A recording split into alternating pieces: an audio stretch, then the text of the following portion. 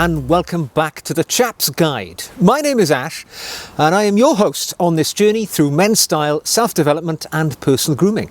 Now this is part 3 of my series of videos in which I give you the opportunity to get to know me, your host on this journey to Chap's Nirvana, a little bit better.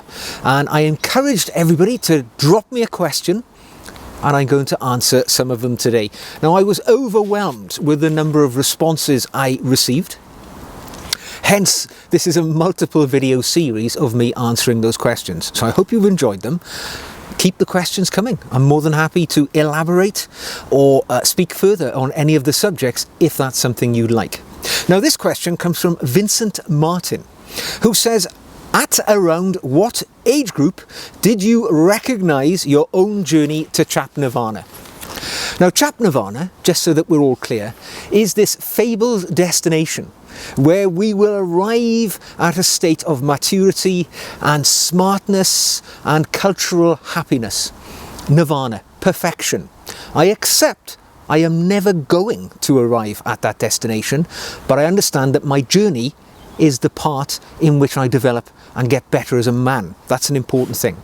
Now, I first started thinking about the way that my appearance played a part to others and myself, you know, the way people treated me, and of course the way that my own self-esteem and personal confidence was enhanced by my appearance, was probably when I went to school, secondary school, from the age of 11, because at that point I started to wear a school uniform. It involved a blazer, trousers, collar and tie. And it is at that point that my father taught me how to do a Windsor knot. And I started to recognise that my tie knot was better than some of the other lads in school who had a right old shambles at the collar. And I started to take pride in the way that my tie knot was smart and well formed, and it kind of went on from there. Then at around the age of 13-14, I joined the Air Training Corps, the Air Cadets, a military-themed youth training organisation here in the UK, which again involved a uniform. And at that point, we were taught how to polish our shoes, to bull our shoes as we called it, to get a mirror shine, and to iron a crease in our uniform trousers, because basically our uniform was a mirror of the Royal Air Force uniform but for kids. And you know, lots of things which I was taught in that phase of my life still resonate with me today. After the Air Cadets, I joined the Royal Air Force proper as an adult, regular military service, and again it was an escalation of those things that I learned as a young man. Polishing your shoes to have a positive effect on people around you, ironing the trousers to get that razor sharp crease, and all of the other little, you know, ancillary things that military people learn to do, polishing your buttons, things like that, which although seem inconsequential at the time, they put you on a path to appreciating your physical appearance, and that giving you confidence and strength of character.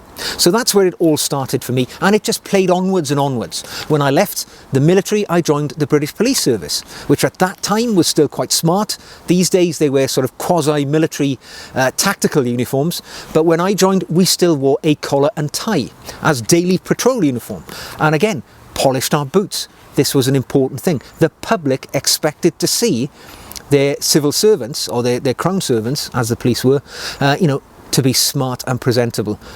And that obviously carried across into my civilian life too. So for me, to answer your question, Vincent, it started very young. Now, my next question comes from Noble Wolf Cycling, and they ask, how do you motivate yourself every morning? I am a similar age to you, but I often struggle to get enthusiastic about anything nowadays, and my get up and go has got up and gone.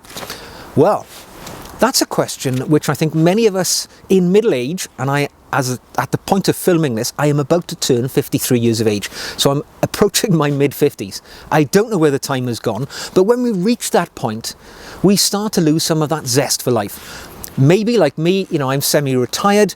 My career ambitions are long in my rearview mirror. I've got no goals which I seek to achieve in my professional life, other than finding a balance of enjoying some work and some pleasure in my life, and, you know, spending time with my family, looking after and loving those who need and deserve my attention.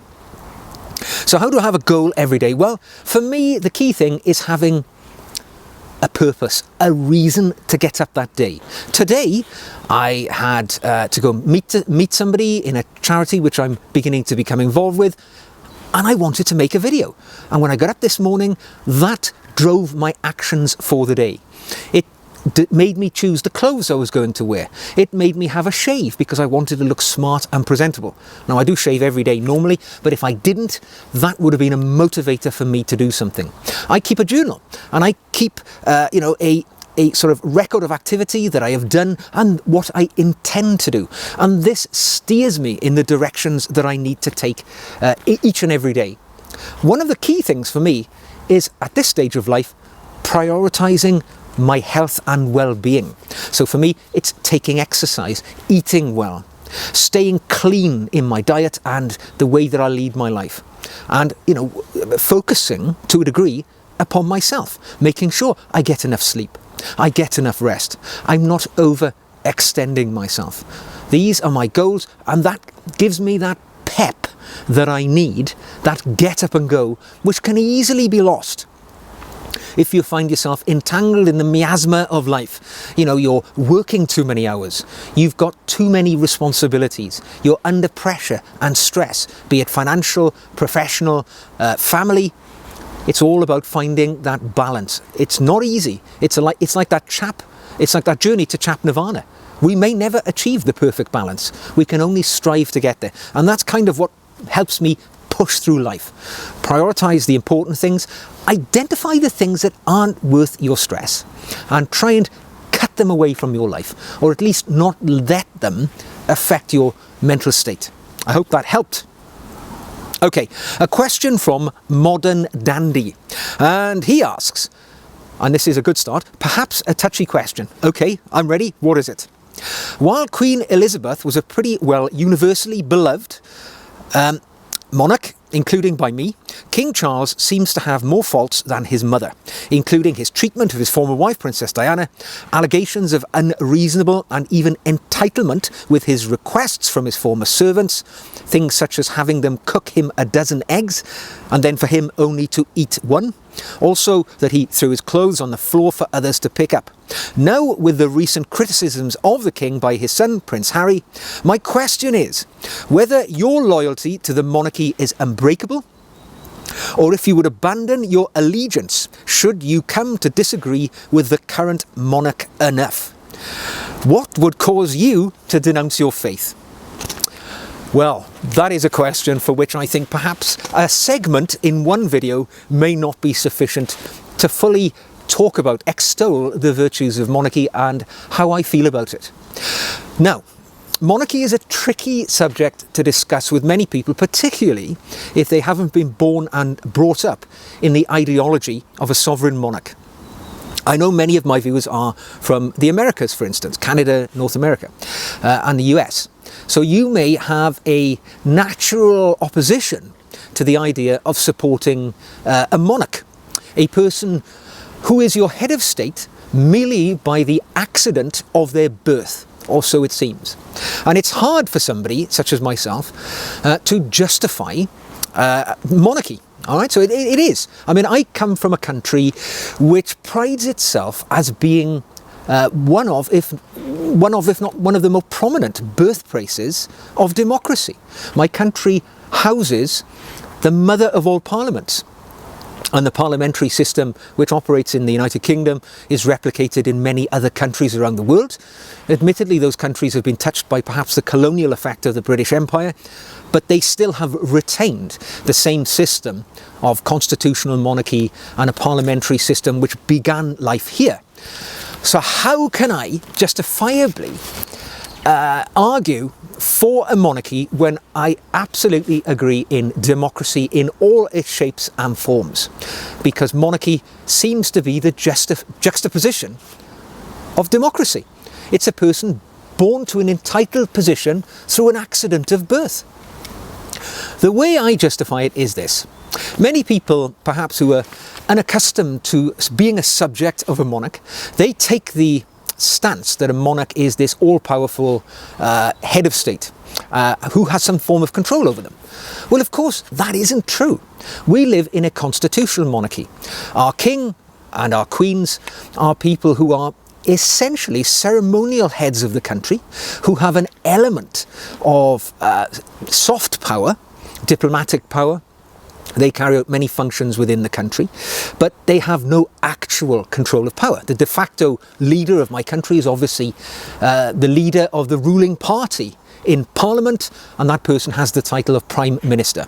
And that is the real leader of the country. You know, if this country were ever in a position of threat, the person pushing the button on the nuclear weapons is not the king or queen, it is the Prime Minister.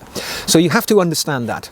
And the way I often explain monarchy and how I feel about it was really brought home with the recent demise and tragic death of our beloved late Majesty Queen Elizabeth II, who was like a grandmother to the nation. You know, she was this constant presence, who was this stoical individual who stood there and encouraged us and supported us and helped us to achieve our goals as a country.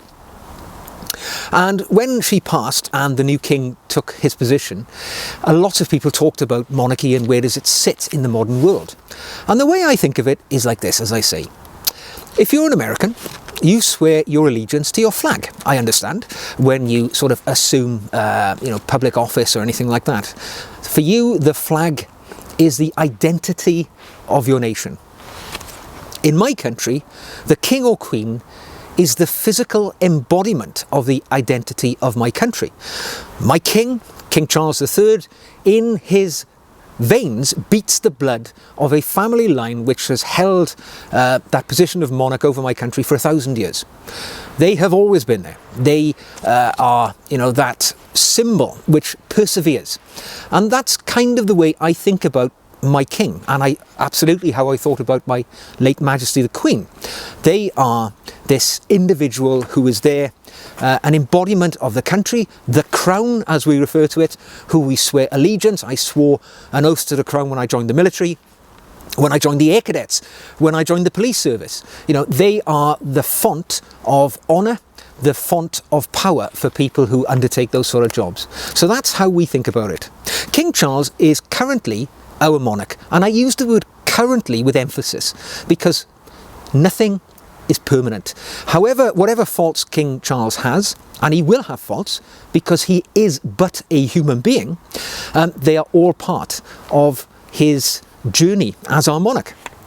No man possibly has waited longer to assume the role of king. He was Prince of Wales for 74, 73 years before he assumed the throne. So, I'm always going to be a supporter of my country because I'm a patriot, and the head of my country is my king or queen. I have sworn allegiance to my crown. There is no power on this earth that would ever cause me to denounce my faith in what we talk about here, because my faith is my country, and if I have my country, I have nothing. I am a stateless man, and my country has done so much for me and so much for this world in its existence. I'm proud to be a subject of my monarch.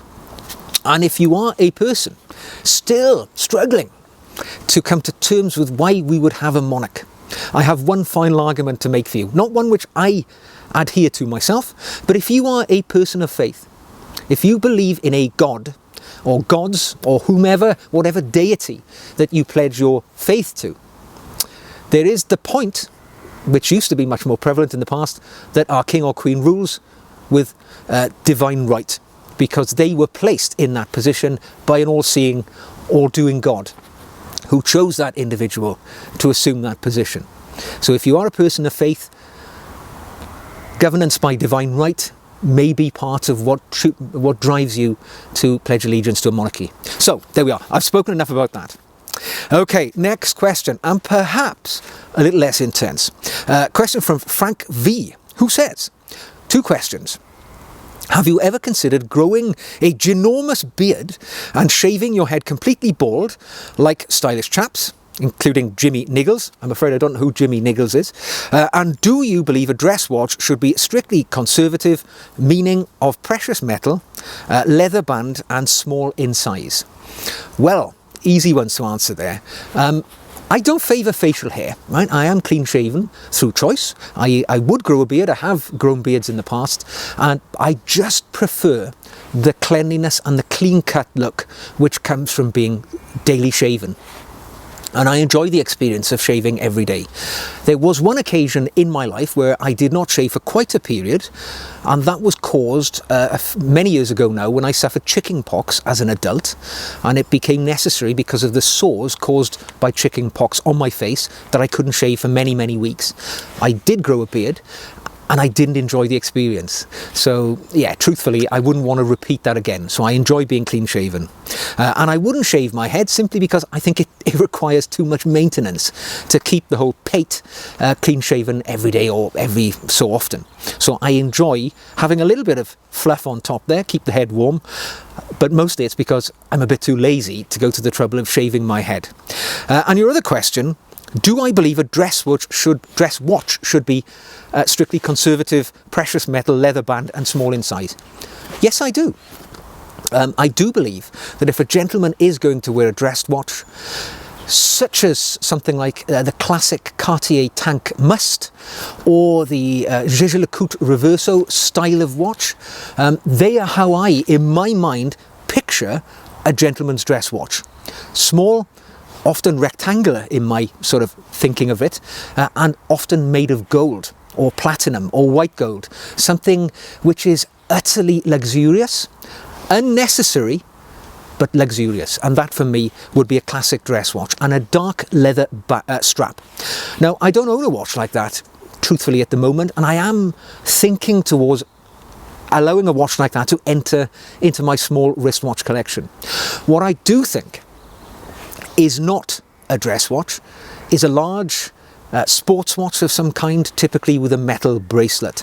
Now today I'm wearing a Rolex GMT Master 2, and whilst it's a lovely watch, and in fact this one is it's half gold, it's a two-tone watch, whilst it's lovely and flashy, it has no place if I'm wearing a dinner jacket or a tuxedo, because that's not what this watch is all about. This is a sports watch, as they're often referred to. And that isn't something that should be worn with formal attire or even a suit. Although you can get away with it, you can wear anything you want. But if you want to be classic and elegant, simple, classy dress watch should be small, should be analog, clearly, and should have a leather band and likely be made of some form of precious metal. Okay, now next question, should be a quick one. It's Krunoslav Kovacek, and they ask, what is your education and professional background? And I've kind of alluded to this in previous videos. My educational background is just basic school. I left school at the age of 16, joined the military at age 17, did my basic GCSEs in school. You know, I got the required qualifications in maths and English and basic level stuff. We used to call them O-levels in this country then, but I got those and I packed off to the military. I did some education during my years in the military, but I never ever felt the desire to go to university, go to college and get a higher level education as a young man, because I wanted to join the military. And for me at that stage, a degree or higher level qualifications would not have benefited my life journey. So I was quite satisfied to get my basic education and then learn on the job, on the journey of life as I went forward in life. Now, over the years, I have gained other qualifications. I've become a qualified trainer of people. I've done numerous qualifications in my professional vocations that I've been involved with, and I've picked up my qualifications along the way. Most importantly, I've always believed and still utterly advocate for the fact that a gentleman has a responsibility to educate himself. Continuous personal development. For me, it means keep reading, keep interested, choose a subject and go to town on it. As I go through life, there are things which prick my interest and I think, ooh, that's interesting, and I'll go down the rabbit hole. And that's how I've accumulated quite a fair amount of personal knowledge as I've gone through life. It's because I'm interested in the world around me and I want to learn. I'm not satisfied with what I know right now. So that's my educational background. My professional background is rather mundane. Left school, joined the military, left the military, joined the police, worked as a civil servant for the police for a couple of years, and now I find myself semi-retired, and now I'm doing some part-time work with charities, paid work as a trainer and working within the charity sector as a coordinator and things like that. So I'm heading into my twilight years, enjoying the work that I do rather than following a sort of professional career path right now. Okay, let's move along swiftly. I'll give you 2 more questions and then we'll knock it on the head. So a question from Seamus. You mentioned about a £400 jacket in one of your videos being out of your budget, yet you have a watch collection which is quite valuable. What's the juxtaposition all about? Well, Seamus, that's a question which has been posed to me many times by people in the past who will say to me, why do you buy pre-owned shoes, pre-owned shirts, pre-owned jackets in your videos and advocate that other men do so while you have really expensive watches in your collection? It sounds weird that I would spend a lot of money on one thing whilst cutting corners on the pinching the pennies on other things. And the answer is rather simple. I'm not a wealthy man, all right? I am a very modest income individual, average earner, all right? And I can't afford luxuries. I'm a simple guy. So that means I have to cut my cloth accordingly in life. There are some things which I really passionately love, and I'm prepared to extend myself financially to buy those things. Now, you've probably touched on it. It's wristwatches. I really love a wristwatch, and I've bought a few over the years, having accumulated a lifetime of savings and invested in a few expensive ones, like the Rolex I'm wearing today. It's an expensive watch. I couldn't go out and buy a watch like that without years of planning and saving and preparing to buy it. And the way I'm able to buy it is by saving money in other areas of my life. And those other areas are things like my clothing. Right? I can't afford to pay £600 for a pair of Crockett and Jones shoes. So in order to wear those shoes, I buy them secondhand. I buy them pre-owned off eBay. When it comes to shirts, I could never afford to have a bespoke Turnbull and Asser shirt made for me. But I want to wear Turnbull and Asser shirts. So I buy second-hand ones off eBay. So I get to wear the item that I want. The compromise is it's not brand new. So that's how I do it. And that's how I'm able to fund things like buying the occasional watch. And when it comes to bigger purchases, I keep my car for 10 or more years each time I buy a new car. I'm not somebody who invests money in cars and turns them over every couple of years. I buy one car, it lasts for at least 10 years, and I save lots of money that way. So now you know my secret. I'm not well off. I'm a very modest guy financially, but on the things which I'm prepared to spend money, I save, and it allows me to do it. Now, last question from Mark Broomhead. From your previous comments, you sound like an avid reader. What book, if any, has had the greatest impact on you, and have you ever thought of setting up a monthly Chap's Guide book club? Yes, I have, and I am still thinking about that. So if any of you would like to be part of a Chap's Guide book club, by all means, send me your thoughts and observations, and we'll think about a way we can do that. The book, and I had to think about this one because I wanted to bring it with me. The book which has had perhaps the biggest impact on me in recent years, in the last 10-15 years, was this book. This is a book written by a biographer called Russell Miller. And this book tells the story of a World War II leader called William Slim. William Slim was a general who predominantly fought in the Southeast Asia theatre of combat operations during the Second World War. He was a British general, and he came from the nearby city of Bristol, which is barely 20 miles from where I sit now. Started life there as a kind of working class, lower middle class guy.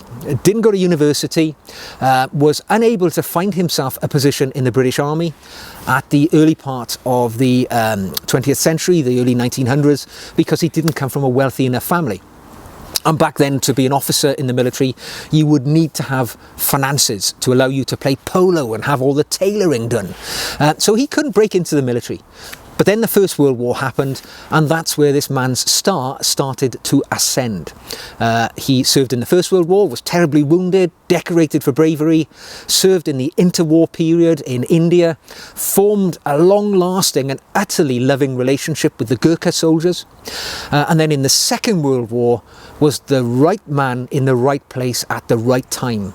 He led people through sheer weight of charisma, personality, and decency. And the title of the book is called Uncle Bill. And that's because his soldiers referred to him as Uncle Bill, because he was such a personable, caring man. Now, his story, I could sit here and probably retell it over 2 hours if we wanted to do that.